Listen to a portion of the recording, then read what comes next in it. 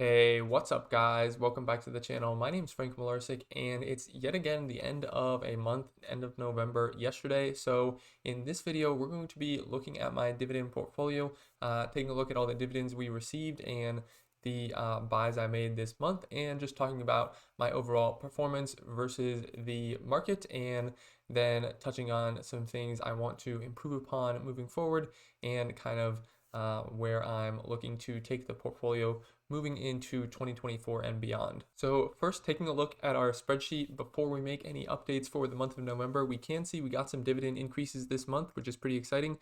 So we got the first one here from Amcor, pretty small, just pretty much 2% there.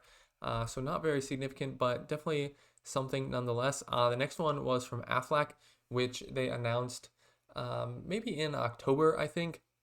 But it didn't come through in the spreadsheet until today when they paid their dividend for December. So then the next upcoming dividend in March will actually be significantly higher.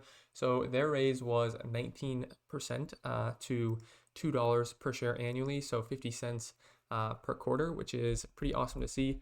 Like I said in one of my previous videos, Aflac has a pretty strong track record of dividend increases, but normally their dividend increases are kind of not very consistent. So some years they'll have, 5 or 7% dividend increase. Then other years they'll have like 15 or 20%. But over time, they've averaged around 10% in recent history. So if they can continue that, I'll certainly be happy. The next dividend raise was from AbbVie, almost 5% there, definitely lower than their long-term average over the last 5 or 10 years. But nonetheless, 5% is awesome. And then the last one from HP, a raise of 5% there as well, which is exciting to see. And if we look, we can see that because of those dividend increases, our annual dividend income projected is actually over $200 now, which is awesome to see. Portfolio value before we make any updates around $7,600, and dividend yield about 3%, and average dividend growth rate over the past 5 years is 7.8%. So definitely, like I've said in past videos, I want that to be around 8%. So 7.8, pretty close there. And hopefully, slowly we can maybe work a little bit closer to 8%, I think would be ideal. So now we're going to go over to our Fidelity account and download all of our transactions. So we have them filtered out here from November 1st to the 30th. So I can just download this CSV file. I'll save it to my desktop here, and then I can go into the spreadsheet and import that here, and we can basically parse that data so we don't have to enter it manually, which is pretty fun because I have these scripts I wrote. So we'll go ahead and import that file, and once that's imported, then we can run the script in just 1 second. So I go here to scripts and parse the transactions, and once that's done, it'll put all that data into my spreadsheet, and we'll be able to see exactly what happened. All right, so the script has finished running, and we get this little summary from that script. So we made our deposit of $400. Like I said, I bumped that up to $400 this month, starting in November, I think. And so that'll be $400 every month moving forward. We made buys worth about $215, no sales, and then dividends were $22.80. So if we take a look here, we can see, first of all, our cash deposit of $400. Then we purchased some Air Products and Chemicals, Texas Instruments, Johnson & Johnson, and then some Cisco as well. And we can look in the invested per ticker, which we'll go to in a little bit, to see how much of all those we bought and what our average costs were. But I think most of those I got some good deals on for the most part. If we go into dividend payments, we can see what dividends we received. So starting here with AT&T, about $2.29 from AT&T, $1.69 from Air Products and Chemicals, $4.54 from Texas Instruments, $4 exactly from AbbVie, $1.49 from Procter & Gamble. That's one I definitely want to buy more of, but just kind of waiting for the right price and haven't really found that quite yet. Definitely would like it to go closer to 140, 130, something like that before I'm buying more. But like I said, it's a company I like. I want to own more of it. So at some point, I probably will just end up buying more, even if it doesn't go to a super attractive price. And then Apple, 50 cents there. Carrier Global, 48 cents from them. And then $1.43 from Caterpillar. And then we got $6.38 of interest on our cash, which is pretty awesome. And if we look and compare that to previous months, that's $22.80, which is a little bit more than what we got in August when these companies last paid us, which was $20.30. So that's pretty nice to see. And looking on the quarter so far, this quarter we've received $40. So we'll likely go over 60 for the full fourth quarter, which we'll get to after the end of January. And then this year so far, we've received a total of $167 in dividends. So I don't think we'll reach $200 actually, but I think we'll probably get fairly close. But definitely will get above $200 in future years, I believe. And looking now at some other sheets I have that just show some data about the portfolio. This one just shows how each company performed in the month. Unfortunately, sometimes Google Finance doesn't have the prices correctly. So it looks like we're not getting data for Procter & Gamble and Texas Instruments.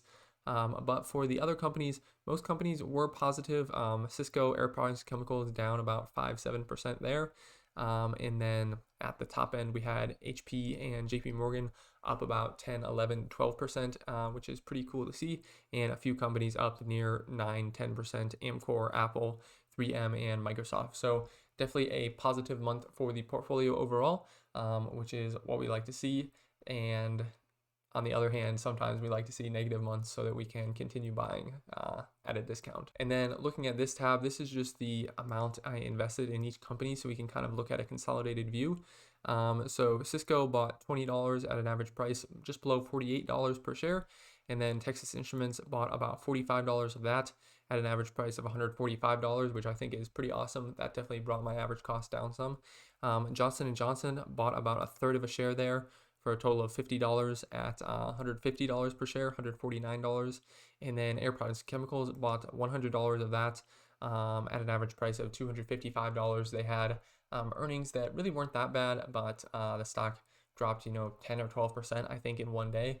So I bought some there, and then it actually rebounded like half that, maybe 5% in the next few days. So that was kind of just a lucky little accident around earnings, but I'll take it for sure. And looking at some of the charts I have here, we can see the portfolio value just continuing to trend upward generally, making good progress there, I think. And then dividend CAGR as well is looking nice over the past few months. I was able to bring that up substantially in the past, 3-4 months, I think, which I'm definitely happy with. And hopefully we'll be able to keep going up ever so slightly in the next few months. And then dividend income as well, just trending upwards, slow but steady, above $200 now, which is cool to see. And then dividend yield has been above 3% for the past few months as the market has come down. But we can see just in the past maybe month that dividend yield has fallen a little bit as well. And moving on to the summary tab, we can see the portfolio value now after all these updates is over $8,000 at $8,079, and projected dividend income is up over $6 this month to $206, which is pretty exciting. Dividend yield pretty much where it was before, I think, at 3.1, 3.2%, and then 5-year CAGR is at 7.86%. So I think that's up just a tiny bit from the purchases we made this month, which is nice to see. Right now, we are sitting on $1,500 of cash, which we can see is about almost 20% of the account. So have been sitting on some cash for a while, and I'm trying to use more of it up.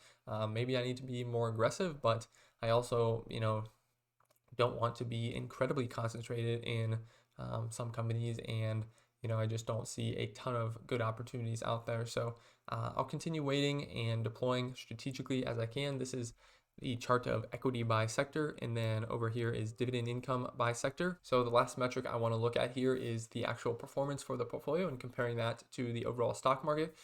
So this month the portfolio was up 5.4%, which was much less than the market, which was up 9%, over 9%, which is pretty crazy to see that kind of performance in 1 month alone. Certainly be interesting to see what holds for December. Year to date, the portfolio up only 6.75% compared to the market, which is over 20% up. But over the past 3 years, the portfolio is up about 12.8% compared to the market's 9.7%. And since the beginning of the portfolio in October of 2020, we're up 14.5% annually, which is pretty awesome to see. Definitely the past year or two haven't been beating the market as much as we can see, but over the longer term, a little bit longer term, we are beating the market, which I'm really excited to see. Like I've said before, 3 years definitely isn't the most extensive time history to say that we are beating the market and we're going to continue doing that, but it is a little bit of a longer time period that gives me a little bit more confidence in my investing strategy. And we'll see what happens when we get to the 5-year data in about 2 more years, when we get some of that 5-year data, and we'll be able to really take a much better look and have a much better idea of how the portfolio is performing versus the market. So like I've said, I'm pretty happy with how the portfolio is doing recently. Definitely been buying more and more this year, and certainly increasing my contributions so that I can grow the portfolio more quickly.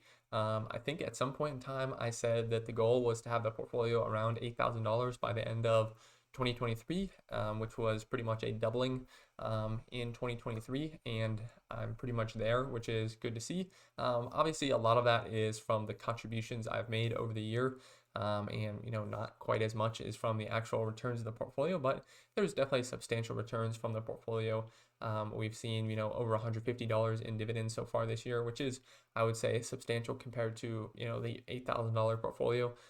So definitely happy with that progress, and just want to keep it going, keep the contributions going, keep the investments going, continue buying over time into these high quality companies that I own, and keep doing that at good prices. And I think I'll be successful in more of a long-term horizon, and have a portfolio that's really worth a fair bit of money. So definitely looking forward to what I can see happen in 5 or 10 more years. But I would always be open to any suggestions from you guys on maybe what stocks I should look at, maybe what stocks you think are in my portfolio that aren't the best quality, something like that. And would love to hear as well how your guys' portfolios are doing recently. It's always interesting to hear different people's strategies and kind of what they're thinking about different companies or the market as a whole. So I really do appreciate you all sticking around to the end of the video. It means a lot to me. Make sure to join the Discord if you haven't already, so we can chat just about investing and share some ideas and stuff like that on a regular basis. Like I said, thanks for watching, and I'll see you all in the next one.